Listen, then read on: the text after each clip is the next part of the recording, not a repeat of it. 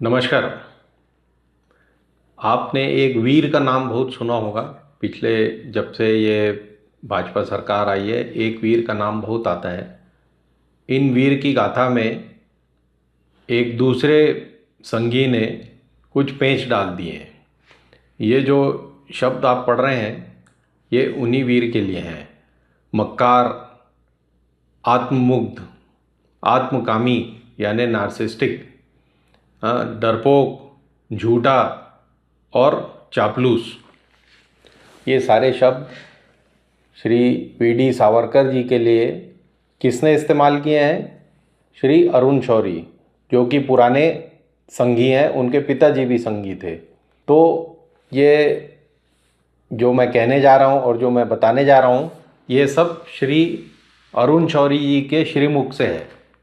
मैंने इसमें न एक शब्द जोड़ा है, न एक घटा रहा हूँ। आप इसे ध्यान से सुनिए और ये जानिए कि आज की तारीख में सावरकर को क्यों बड़ा कर रही है, को बड़ा बनाने की कोशिश कर रही है, दिखाने की कोशिश कर रही है आरएसएस और बीजेपी। क्यों कर रही है, ये आप इसके अंत तक आपको समझ में आ जाएगा, मैं बताऊंगा आपको।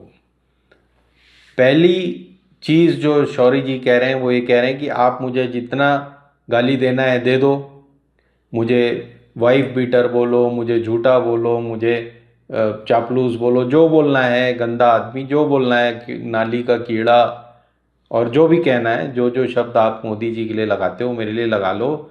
लेकिन जो मैं कह रहा हूँ अपनी नई किताब में वो फैक्ट है, ये रिसर्च पे बेस्ड है और ये सावरकर के खुद के अपने लेटर्स पे, खुद की उनकी लाइब्रेरी में से निकाली हुई चीज़ें हैं। तो आपने ये कहानी सुनी होगी कि वो, और आजकल शायद 5वीं 6वीं की किताब में भी ये कहानी चला रहे हैं कि रात में सावरकर जी चिड़िया बन के अंडमान से अपने घर आ जाते थे और फिर सुबह वहाँ अपने सेल में चले जाते थे।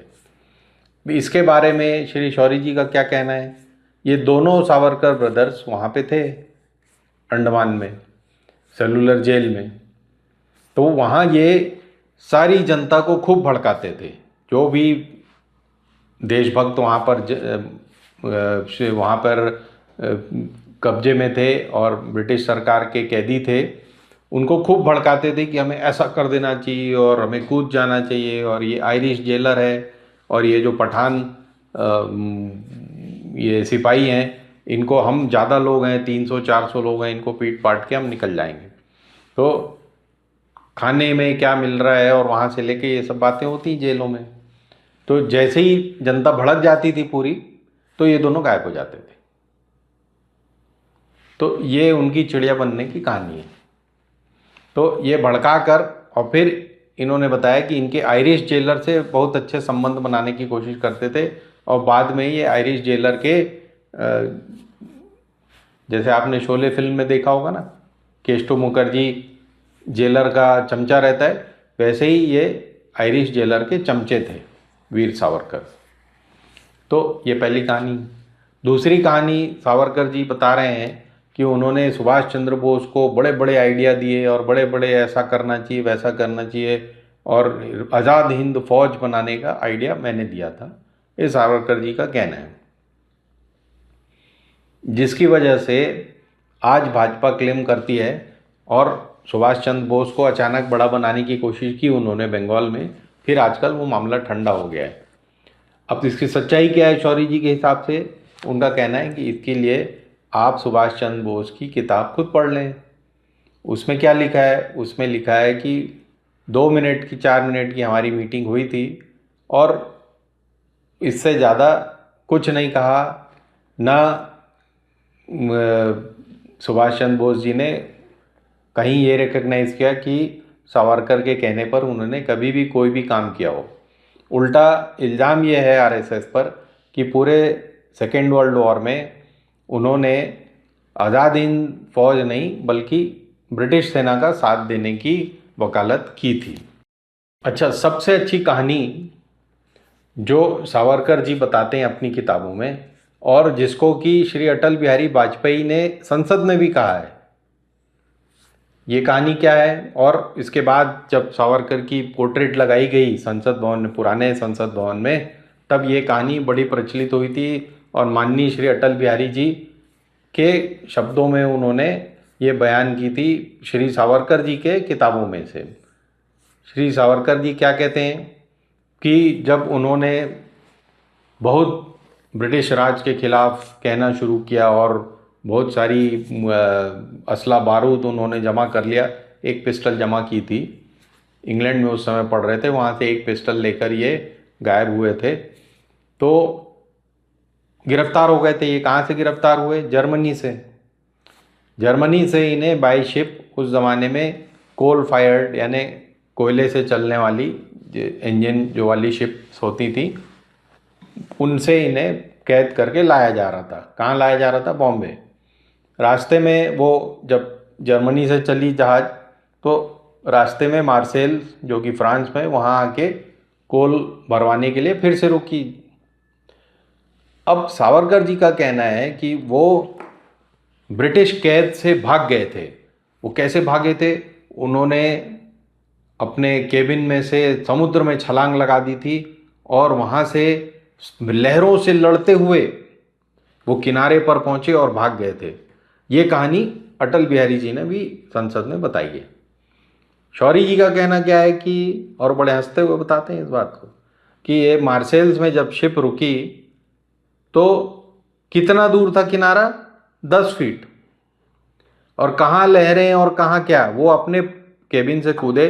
2 आदमी उनकी केबिन के बाहर सुरक्षा में थे। केबिन में आपने देखा होगा जहाज में उस ज़माने में पोर्ट होल्स बने होते थे, जिन्हें राउंड रंग के शीशे होते थे, उसको किसी तरह कूद करके, खोल करके ये पानी में कूद गए वहाँ से। और वहाँ से कितना दूर तक किनारा? 10 फुट। 10 फुट ये तैर के वहाँ पर आए तो एक फ्रेंच गार्ड ने इन्हें देख लिया और इन्हें चोर समझ के उसने पीटना शुरू कर दिया। इतने में उस शिप में से हल्ला हुआ तो दोनों गार्ड दौड़ के आके इन्हें फिर पकड़ के ले गए। इतनी सी कहानी है। इसको इन्होंने ऐसा बताया कि ये मतलब समुद्री लहरों से तैर के और जोड़ करके यहाँ पहुँचे। अब कहानी क्या है? अपने आप को वीर नाम किसने दिया? ये वीर सावरकर कैसे कहलाए? तो इसके लिए शौरी जी कुछ साफ साफ नहीं कहते, लेकिन बताते हैं कि आत्ममुग्ध और आत्मकामी यानी नार्सिस्टिक आदमी इनसे ज़्यादा कोई था नहीं है। ये अपने बारे में बड़ी बड़ी बातें करना, अपने अपने बड़े बड़े प्रोग्राम बनाना और लोगों को भड़काना और खुद गायब हो जाना, लोगों को ये बताना कि इन्होंने बड़ी बड़ी महफिलें सजाई हैं और आज़ादी की लड़ाई लड़ रहे हैं, ये सब कहानियाँ ये खुद ही बुनते रहे हैं। इसके पीछे और कोई नहीं है। ये कारण और भी है कि भाई 47 में भारत आज़ाद हुआ, इनकी मृत्यु हुई 65 में। ये जो 20 साल का गैप है, 18-20 साल का, इसमें आरएसएस ने उन्हें कोई खास महत्व नहीं दिया। वो यहीं रहते थे पुणे और नागपुर में, लेकिन उन्हें कोई बहुत ज़्यादा महत्व नहीं दिया गया था। अब वो महत्व इतना 24 गुना बढ़ गया है। तो ये आत्ममुग्ध और आत्मकामी श्री सावरकर, उन्होंने और भी बड़ी बड़ी कहानियाँ रची हैं। शौरी जी का कहना है कि सावरकर अपनी किताबों में और अपने वक्तव्यों में और अपने जो उन्होंने पब्लिक भाषण दिए हैं, इसमें वो हमेशा सबकी बुराई करते थे। मतलब जर्मनी ऐसा और अमेरिका ऐसा, ये सारे, और मुसलमान बदमाश और कांग्रेस बदमाश और गांधी जी तो सबसे ज़्यादा बदमाश, ये सब कहते थे, लेकिन ब्रिटिश के खिलाफ कभी कुछ नहीं बोलते थे। अगर आप ये लहरों वाली कहानी सुनेंगे तो एक आपको कहानी और याद आएगी, मगरमच्छ वाली, कि एक बालक कैसे मगरमच्छ से लड़ा, उसके बारे में कहानियाँ बनाई गई। उसी तरह ब्रिटिश का जो कहानी है, जो ये इन्हें माफ़ी वीर मानती है दूसरी पार्टियाँ, वो कहानी क्या है? लॉर्ड लिंगलिथ को थे उस समय वाइसरॉय, 38 की बात है, 1938 की। ये जेल से छूट के आ गए थे और इन्हें ब्रिटिश सरकार की पेंशन मिलती थी 65 रुपये, और वो उस ज़माने के 65 रुपये महीने के, और ये रहते थे पुणे में। और ब्रिटिश सरकार इन्हें अपना केस्टो मुखर्जी जासूस मानती थी। तो ये वहाँ पर लिंगलिथ गो से कई बार मिलने गए, कोशिश की, पहले 1-2 बार तो लिंगलिथ गो उनसे मिले, उसके बाद उनको समझ में आया कि ये सिर्फ चापलूसी करते हैं, तो उनके सेक्रेटरी इनको जवाब देते थे। तो इन्होंने 1938 में सबसे पहले बार कहा कि हमें आज़ादी नहीं, डोमिनियन स्टेटस मंजूर है। डोमिनियन स्टेटस मतलब जो अंग्रेज़ों का ऑफर था 1940-41 में कि भाई India can become a protectorate, यानी भारत ब्रिटेन का एक संघीय स्टेट बन जाए, ये इन्हें मंजूर था। ये इसके बारे में इन्होंने लिख कर भी दे दिया लिंगलित गो को। इन्हें तब अंदाज नहीं था कि भारत आज़ाद हो सकता है और ब्रिटेन की हालत बहुत ख़राब है, तो ये लिंगलित गो को इन्होंने लिख के दे दिया। फिर इसके बाद इन्होंने लिंगलित गो को एक रिक्वेस्ट भेजा कि भाई आप ये जितने भी हमारे आरएसएस के और जितने भी हमारे हिंदू परिवार के, हिंदू महासभा के जितने भी लोगों को आप कुछ भी देंगे या कुछ भी सम्मानित करेंगे या कोई भी पेंशन देंगे, टाइटल देंगे, उसके लिस्ट आपको जो बनाना है आप बनाइए। मैं ये लिस्ट दे रहा हूँ आपको कि ये आपके ब्रिटिश सरकार के सेवक हैं, आपको इसमें से जो रिजेक्ट करना है करिए, जो एक्सेप्ट करना है करिए, आप अपनी लिस्ट बनाइए, सिर्फ मेरे को एक दिन पहले आप बता देना, ताकि वो उन लोगों पर एहसान डाल सकें कि देखो मैंने बनाया है तुम्हारे को उस लिस्ट में, जो इसमें कि तुम्हें पेंशन मिलनी है, मान सम्मान मिलना है, वो ब्रिटिश सरकार के द्वारा वो मैंने करवाया है तुम्हें। तो ये सच्चाई कौन बयान कर रहे हैं? मैं बार बार कह रहा हूँ, मेरा कुछ लेना देना नहीं है, मैंने ये श्री शौरी जी के श्रीमुख से सुना। अगर आप ये 1.5 घंटे का इंटरव्यू अगर देखेंगे, 1.25 घंटे का इंटरव्यू दिया है श्री अरुण शौरी ने अपनी नई किताब के ऊपर, जिसका कि नाम ये है, जिसका कि कवर ये है। अगर आप इसको पढ़ना चाहें तो खरीद के पढ़ लें, और अगर सुनना चाहें शौरी जी को सुन लें। उनका कहना है कि सावरकर हमेशा गिड़गिड़ाते हुए रहते थे ब्रिटिश के सामने, सावरकर हमेशा झूठ बोलते थे, सावरकर हमेशा अपनी इमेज बनाने में लगे रहते थे, सावरकर हमेशा उन लोगों को समझाते थे कि देखो मैंने कितने बड़े बड़े काम किए, मैं दूसरों को कितना इंस्पायर करता हूँ, मैं बचपन से और फिर जेल में और फिर बाहर आकर सब जगह मैंने लोगों को इंस्पायर किया है, लोगों को खूब प्रोत्साहित और उत्साहित किया है, मेरी बातें सुनकर लोग उत्साहित हो जाते हैं, ऐसा उनका अपना मानना है। अब इसमें किसी की नई छवि अगर आपको दिखे तो ये आपकी मर्जी है कि कैसे प्रॉमिस करना, कैसे झूठ बोलना, कैसे लोगों को उत्साहित कर देना, कैसे डिसीजन लेना। इसमें अगर आपको उनके पूरे ऑर्गेनाइजेशन की और किसी विशेष की छवि दिखे तो ये आपकी मर्जी है। आखिरी बात जिसको कि बहुत सफाई से कोई नहीं कह सकता, क्योंकि सावरकर उस मामले में बरी कर दिए गए थे। गोडसे, नाथूराम गोडसे को पिस्तौल किसने प्रोवाइड की थी, किसने उन्हें उत्साहित किया था, क्यों गांधी को मारना जरूरी था, इस सब में शौरी जी का सिर्फ इतना कहना है कि ये इसमें कोई शक नहीं कि वो गोडसे को उन्होंने उत्साहित किया होगा। बंदूक किसने प्रोवाइड की, क्या हुआ, ये सब अभी भी रहस्यमय है। अब आखिरी बात कि आखिर सावरकर को इतना बड़ा क्यों बनाया जा रहा है, जब उनकी ये सच्चाई है। दूसरे एक बहुत पढ़े लिखे इंडियन एक्सप्रेस के एडिटर रह चुके श्री अरुण शौरी, जिनके फादर भी बहुत बड़े एक्टिविस्ट थे, जिनका नाम HD शौरी था, वो अगर ये सच्चाई बयान कर रहे हैं। आप ये याद रखें कि अरुण शौरी ने 90 और 80 के दशक में बड़ी बड़ी किताबें लिखी हैं। जब ये रथ यात्रा चल रही थी अडवाणी जी की, उनके सपोर्ट में ये उन्होंने साबित कर दिया था अपने लेखों से कि कांग्रेस पार्टी कितनी करप्ट है, और फैक्चुअली साबित किया था। यही वो बात कह रहे हैं कि जो भी मैं कह रहा हूँ, मेरे को कितनी भी गाली देनी दो, लेकिन मैं फैक्ट बात कर रहा हूँ, हर वो चीज़ सच्चाई बयान कर रहा हूँ।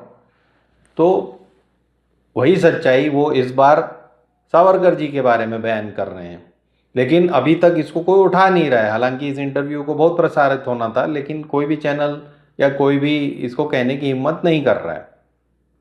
ये किताब बैन होती या नहीं होती ये देखना बाकी है। तो आखिरी बात क्या है कि गांधी जी से आखिर क्या प्रॉब्लम था। सावरकर का प्रॉब्लम ये था कि भाई वो अपने आप को मदन मोहन मालवीय, जो 1911 में बहुत बड़े पंडित मदन मोहन मालवीय कहलाते थे, देश के सबसे बड़े लीडर थे, वो अपने आप को मदन मोहन मालवीय का सही और उत्तम उत्तराधिकारी मानते थे। लेकिन ये गुजराती बीच में आ गया तो, और इसको ज़्यादा इम्पोर्टेंस मिलने लग गई मोहनचंद करमचंद गांधी को, और फिर कांग्रेस भी उसके साथ हो गई।